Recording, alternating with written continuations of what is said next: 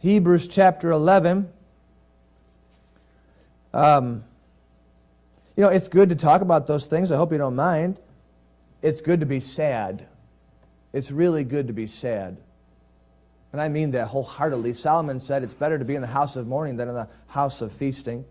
I make it a point to listen to sad music. You ever hear that sad music? I intentionally listen to sad music. You say, why do you do that, you sick human being? I have learned that when my heart is saddened, I make good decisions. Think about that. I've learned that when my heart is sad, life takes a whole different meaning. My perspective is more pure. Example, when my heart is sad, I love basketball. I stayed up last night to watch those games, as some of you probably did too. I love basketball. And in a good mood, I want to go out and play basketball and pretend I can dunk the ball. I can barely touch the net. But when I'm sad, you know what basketball becomes? Nothing to me. I accept an opportunity to play with my children.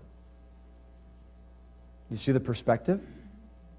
Think about when people get high, when they get excited, they get crazy. They make bad decisions. There's some guy last year who was getting excited about the Bills and was probably drinking too much. He made a bad decision to sit on the end of the upper deck. It's a bad decision. You know why he did that? Because he was excited. I'll do crazy things. But when people are sad, you know what they do? They sit down, they reflect, and they make decisions that will better the rest of their life. So let us not be afraid of sorrow. Let us not be afraid of sadness. Let us not be afraid of these sober thoughts this morning. Amen? Hebrews chapter 11. We are there now. The purpose for placing an emphasis on faith this year is to benefit from the fruits of faith. When faith is embraced, great changes will not be far behind. Hebrews 11 has been a chapter of illustrations of what faith can do to us. Yes, it shows us what people can do through faith, but ultimately it shows what faith can do to us. Hebrews 11 is a chapter that demonstrates the power of increasing faith over time. And if faith had a partner in this chapter, the partner would be time. Something I had not seen before this study, but the theme of this chapter is faith, but it has become so important because time makes it better. Time makes faith more effective. If given attention over time, faith grows to its greatest heights and it bears its greatest fruit. Think with me, the first hero of the faith is acknowledged for his act of faith as a result of time. Abel, it says, in the process of time, offered a more excellent sacrifice. Time enabled him to do that. The second hero of our faith, he was acknowledged for what he set out to do at the age of 65 years of age. It was Enoch, and when he was 65, he began to walk with God. Not when he was 35. The third hero of our faith is acknowledged for what he did in his 500s. I think that's pretty old. Of course, back then it was probably not too old. That's old. The fourth hero of our faith is acknowledged for what he did when he was 75 years old, obeying God and leaving the land in which God called him out of. He would be later acknowledged for what he did when he was 100 years old. His wife would be acknowledged for what she did at the age of 90. Their son would be acknowledged in this chapter for what he did when he was around 160.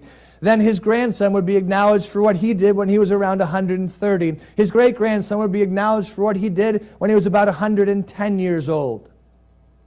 Are you getting the point that faith does its greatest work the older it gets in the hearts of the people it inhabits?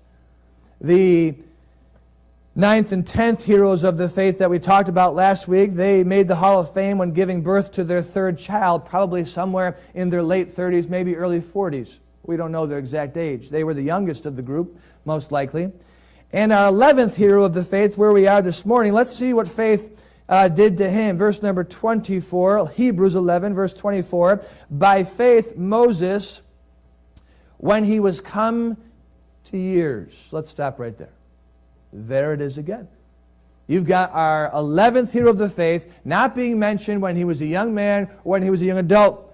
He is being mentioned when he was come to years. There it is, time, faith's greatest partner. Perhaps better put, faith's fertilizer.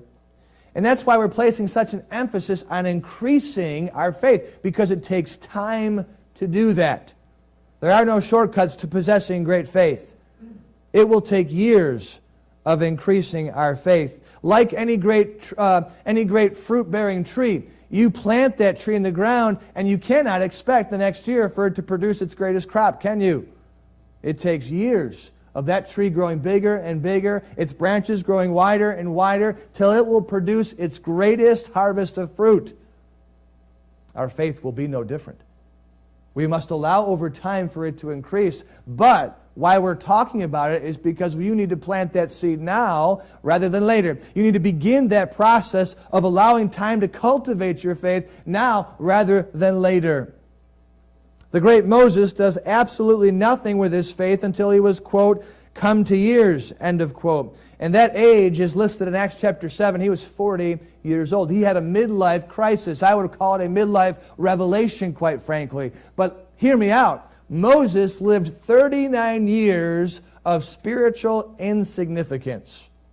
The great Moses, the man who would be known to lead the Israelites out of Egypt, the man who everybody in this world knows, the man who got the 10 Commandments up on Mount Sinai. He spent 39 years of his life, the first 39 years of his life, spiritually insignificant. Hebrews 11 is teaching us that if we want to enjoy the pleasures of faith's fruit, we need to plant the seed faith in our hearts early and pursue its growth sooner than later. Can I also mention this as a brief side note to you parents who have children who have grown up and they might be in their young adult years and they're not walking with God and there's not a lot of evidence of much going on in their life spiritually? Can I encourage you? Moses' parents would have thought the same thing. In fact, Moses had to spend a couple of decades in Egypt to realize what he possessed from birth and the parents he was birthed to and what he possessed in his heritage before he came around. Be encouraged. God is not done working in your children just because they're not in church this morning. They may live 40 years of spiritual insignificance, but don't count them out. Because if faith exists in their hearts, time can do wonders and produce something great. So, let us look at the story of this 40-year-old legend and see not just what he did by faith, but more importantly, what faith did to him. Verse 24 again, it says, by faith Moses, when he was come to years, refused to be called the son of Pharaoh's daughter, choosing rather to suffer affliction with the people of God than to enjoy the pleasures of sin for a season, esteeming the reproach of Christ greater riches than the treasures in Egypt, for he had respect unto the recompense of the reward. Turn to Acts chapter 7. Exodus and Acts both record this event in Moses' life, but they don't give a lot of detail. In fact, they are rather silent as to what took place leading up to his 40 years of age and his decision there. But Acts chapter 7 does give us a hint, an idea of what was going on in his life, and we'll use that to spring forward some truths in Hebrews chapter 11. In Acts chapter 7, Deacon Stephen is rehearsing the history of Israel. He's gone through Abraham, he's jumped to Joseph, and then to the Egyptian slavery. And in verse number 20 of Acts chapter 7, he writes, or he says, in which time Moses was born and was exceeding fair and nourished up in his father's house 3 months. We talked about that last week. Verse 21. And when he was cast out, Pharaoh's daughter took him up and nourished him for her own son. And Moses was learned in all the wisdom of the Egyptians and was mighty in words and in deeds. Verse 23. And when he was full 40 years old, it came into his heart to visit his brethren, the children of Israel. And seeing one of them suffer wrong, he defended him and avenged him. Now that avenging is different than defending, okay? He was a zealous young man or old man, however you want to view 40, depending on where you are in life. He avenged him that was oppressed and smote the Egyptian. For he supposed his brethren would have understood, note now, how that God by his hand would 'd deliver them. But they understood not. Now, that avenging is different than defending, okay? He was a zealous young man or old man, however you want to view 40, depending on where you are in life. He avenged him that was oppressed and smote the Egyptian. For he supposed his brethren would have understood, note now, how that God by his hand would deliver them. But they understood not. Because so much is not provided about Moses' story, we're going to take some liberties a little bit here. We're going to take some liberties with some reason. I think it's sensible to do what we're going to do, but our curiosity requires it. Because all that we know is Moses was... Can I move now, Nick? I was told I cannot move forward until he got up here. All right, so I'm down here. We know that he was born to Amram and Jochebed. They hid him for 3 months. We talked about that. Then Jochebed put him in a little ark of bulrushes right by where Pharaoh's daughter and all the women come down to wash. Pharaoh's daughter then grabbed up the little boy and said, how cute and adorable. He looks really good. I'll save him from death because all the Jewish boys were supposed to be killed. She then gives the boy to Miriam. Miriam is Moses' older sister. Miriam says, would you like me to find a Jewish mother to nurse him? And Pharaoh's daughter says, absolutely, and I'll pay you. So she gives, this is a government assistance, by the way. Nothing wrong with government assistance if you're doing it all up front. So Pharaoh pays for Moses' mother to take care of Moses for a couple of years. We don't know how long, months, years, probably until he was weaned. Then back to Pharaoh's daughter. Pharaoh's daughter names him what? Moses. The Hebrews did not name him that. Pharaoh's daughter named him Moses. Why did she name him Moses? Because they drew him out of the water. That's an important detail to remember. So she names him Moses because they drew him out of the water. He then is raised in Pharaoh's palace, in Pharaoh's household. He becomes well known. He becomes well educated. He becomes well off. He's mighty in word and deed. At the age of 40, he says, I'm no longer going to be called by the name of Pharaoh's daughter. I'm no longer going to be an Egyptian. I want to go visit my brethren, the children of Israel. What happened? And at what point did it happen?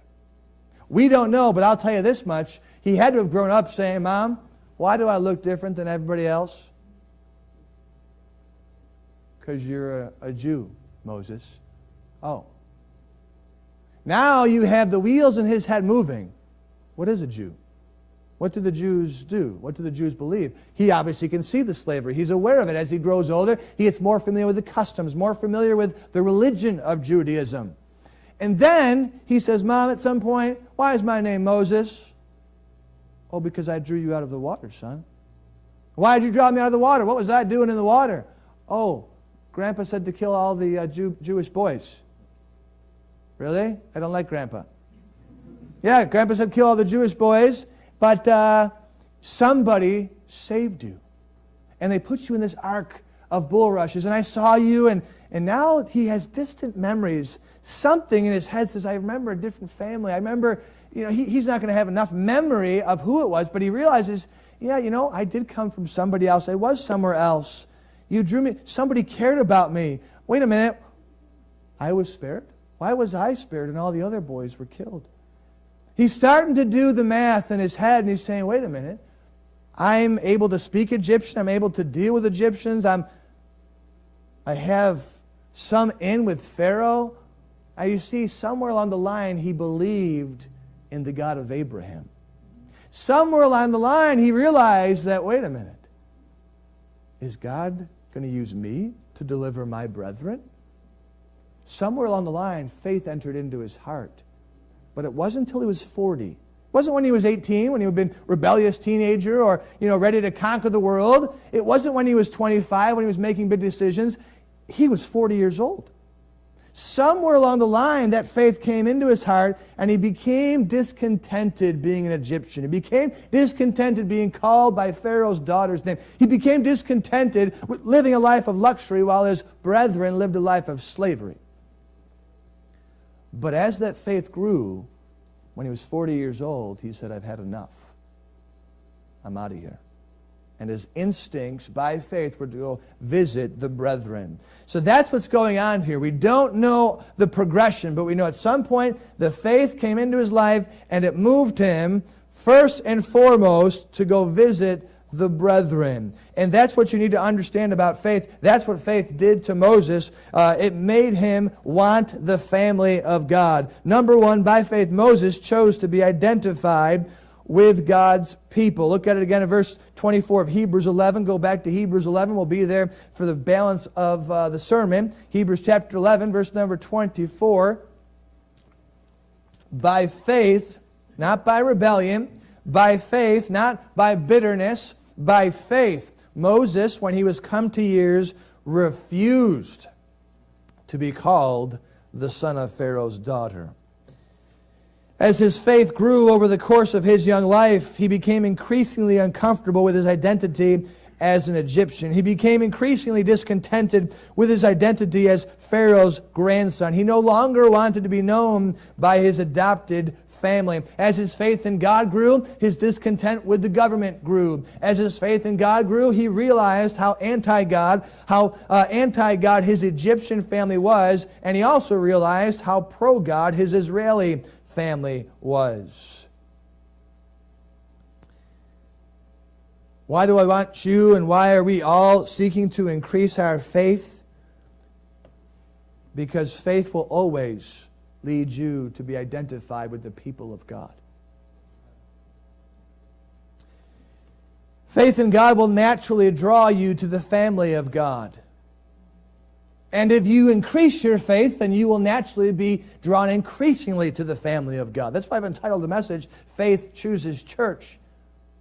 Because the strong in faith will want to be identified with the faithful. The weak in faith will naturally be ashamed of the people of God, because there is an undeniable correlation between faith in God and the family of God.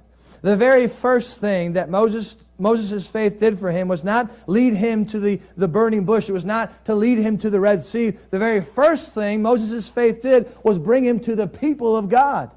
Just to be with them and to be identified by them. He said, I will no longer be an Egyptian. I am renouncing my citizenship. I am leaving the family. I am changing my name. I want to be identified by the family of God. As Moses' faith in God grew, it didn't prompt him to change the world. It prompted him to leave the world. As Moses' faith in God grew, it didn't initially prompt him to save God's people, although he became zealous there that one day. No, it prompted him first to be identified with God's people. Faith's first major move in Moses' life was to have him visit his brethren.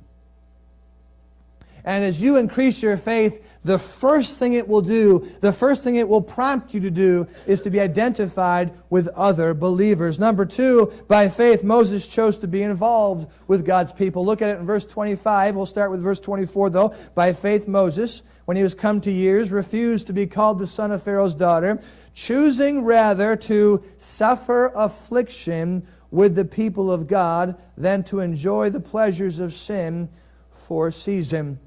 At age 40, Moses chose no longer to be an Egyptian. He chose to be a Jew. He chose no longer to live the lifestyle of an Egyptian. He now would choose the lifestyle of a Jewish person. Now, I don't think I'm reading into this incorrectly. I don't think I'm taking too much liberty here. We're not privy to the conversation Moses is having with his adopted mom. We're not privy to the conversation he's having even with Pharaoh. But at some point along the line, he's saying, I don't want anything to do with you guys anymore. Which means he's leaving the house. Moses was making a conscious decision, you ready for this? To become a slave when he was once a prince. Because I don't know about you, but I don't know how you reject Pharaoh's daughter and Pharaoh and still live in Pharaoh's house and enjoy the luxuries of Egypt. In fact, the way it was worded is he refused to be called the son of Pharaoh's daughter, choosing rather to see the Israelites from a distance? Choosing rather to take on Israeli citizenship? No. Choosing rather to do what? Suffer affliction with the people of God. As your faith grows, you know what it will do? It'll, number one, want you to be identified with other believers, but number two, it'll bring you to them, to be with them, to be involved with them, to, worship with them, to participate with them, to serve with them, to do whatever they do. Faith moved Moses to do more than simply identify with the children of Israel from a distance. He was intending to be with the people of God, even if that meant inconvenience, even if that meant sacrifice, even if that meant missing out on temporary pleasures. Have you ever been asked this question? I have, because I've been raised in the church, quite frankly, and people would always ask me, why in the world do you go to church 2 or 3 times a week? Why would you miss a ball game for church? Why would you miss that for church? Why do you go to church? You're missing out. People think we're crazy to come to church. I say I have church on Sunday. You have church how many times on Sunday? You know what moves us to meet? Faith does. Because if you believe that God exists, then you have to believe He has people, which means if you truly believe in God and you want to be a part of God, well then naturally, don't you want to be a part of His family and be with His family? If you believe in God and you hear that people are worshiping God, don't you want to be there worshiping God? And as your faith increases in God, that He's worthy of our worship, well then we naturally will want to be there. Those rich in faith will always be richly involved with the faithful, period.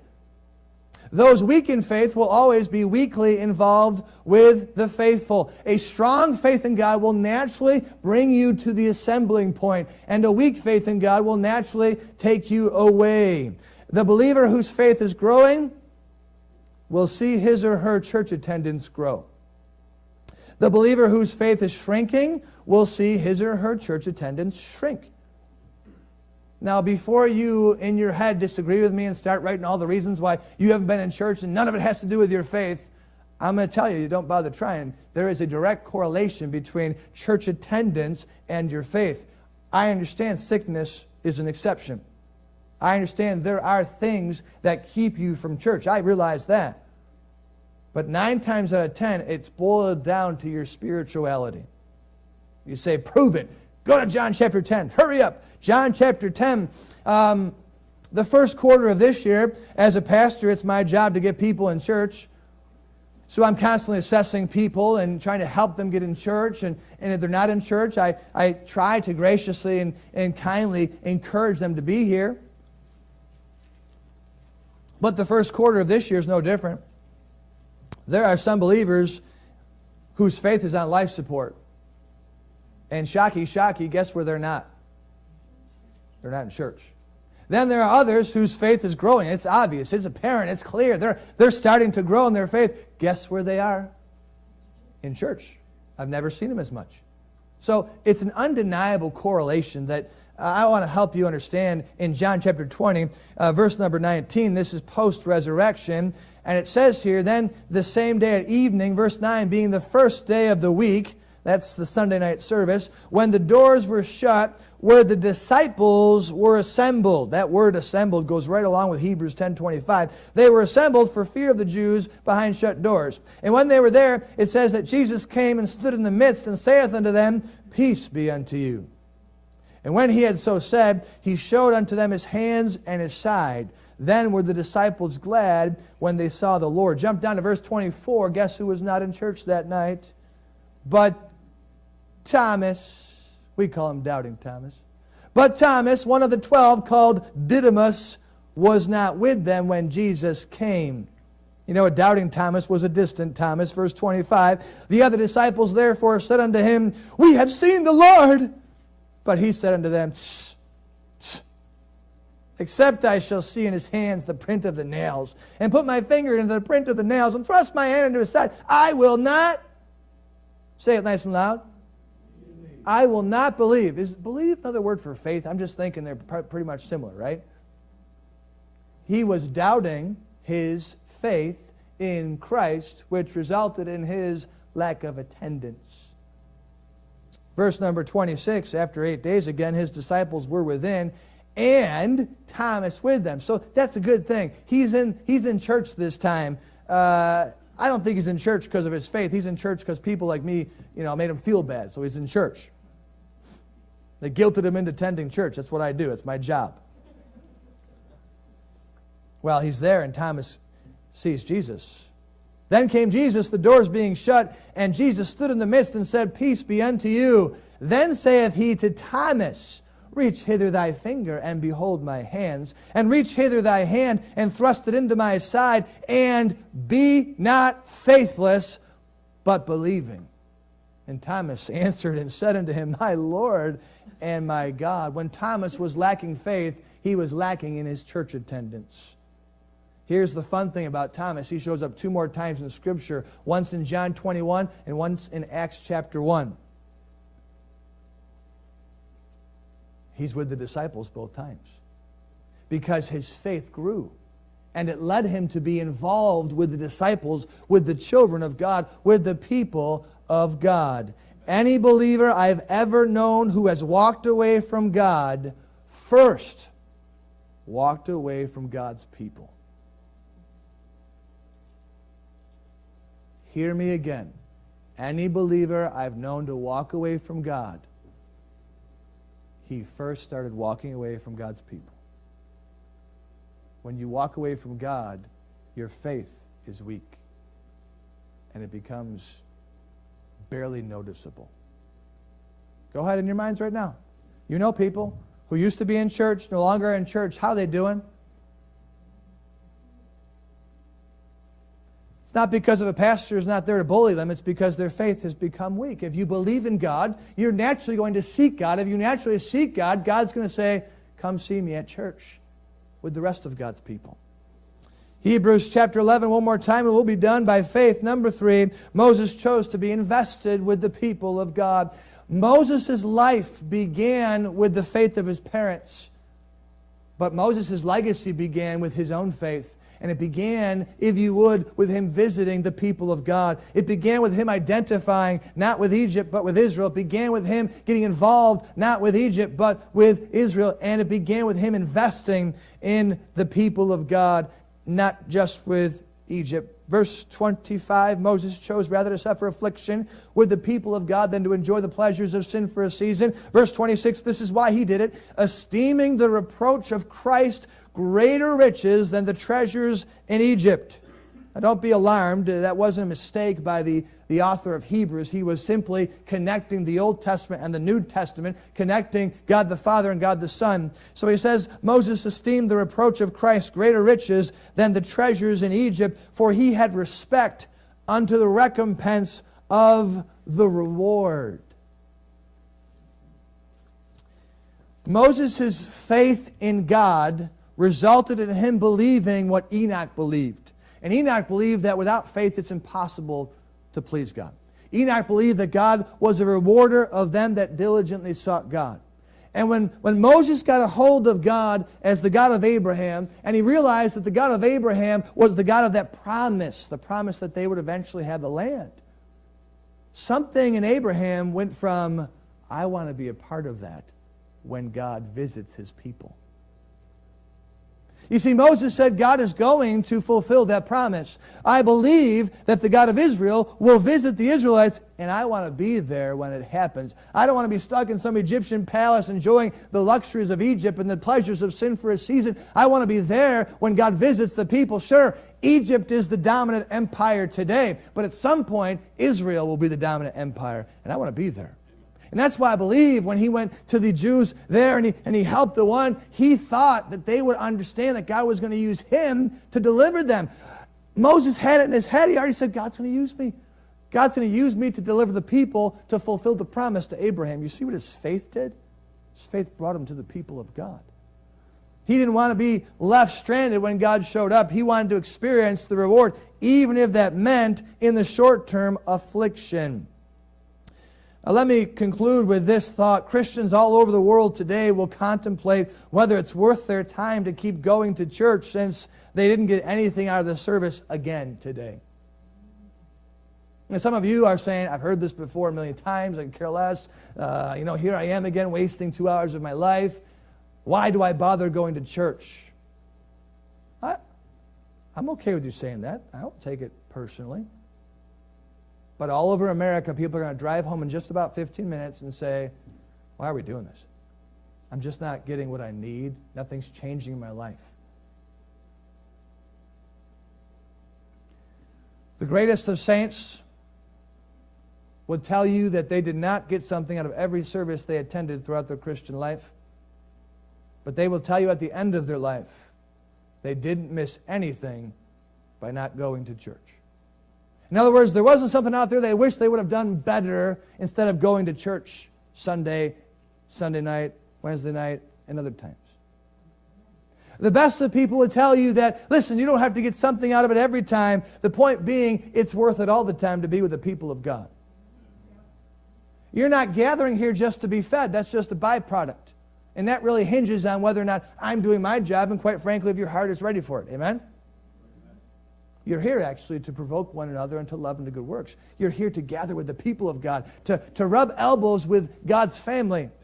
Because the faith of God moves us to be with the family of God. Those rich in faith don't attend church consistently to get something out of each service every time. Those rich in faith realize it's a long-term investment, one that will eventually pay off. And the rich in faith will be unfazed by the ridicule of going to church.